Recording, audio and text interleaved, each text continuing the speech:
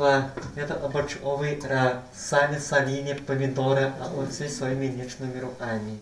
Здесь уже готовы к встрече Нового года. Разносолы для праздничного стола. Постояльцам, или, как здесь принято говорить, курсантам, приходится постигать азы самостоятельной жизни, даже в приготовлении пищи. Готовка на кухне – это одна из главных наших с вами задач – научить ребят готовить, потому что мы хотим их социализировать, чтобы ребята могли себе уже в будущем приготовить хотя бы легкую какую-то еду. Одни никогда не знали родителей, других бросили. Все прошли детский дом или интернаты. В центре оказались, чтобы научиться жить. Последние недели Данил корпит над кораблем для конкурса. Паруса алые, ведь парень нашел в центре свою любовь. Я подошел вот к ней первый раз.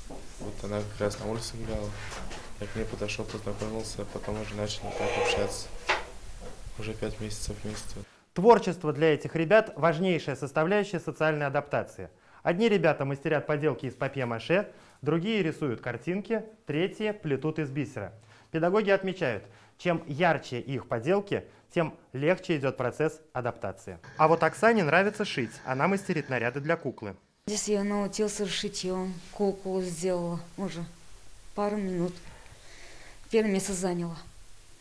Я очень рада. Мне здесь все понравилось. В центре есть спортивный инвентарь, игротека с пинг-понгом, настольный футбол и хоккей. Ребята с ментальными расстройствами получают здесь всестороннее развитие и шанс на самостоятельную жизнь. Есть и семейная пара. Евгений и Тамара познакомились в центре, а теперь работают здесь волонтерами и помогают таким же, как и они.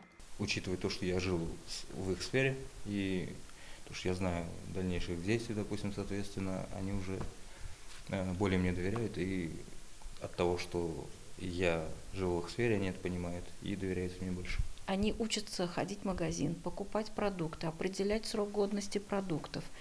Яркий пример – семейная пара, которая образовалась. Когда они поженились, у них появилась возможность приобрести жилье в ипотеку, они купили квартиру.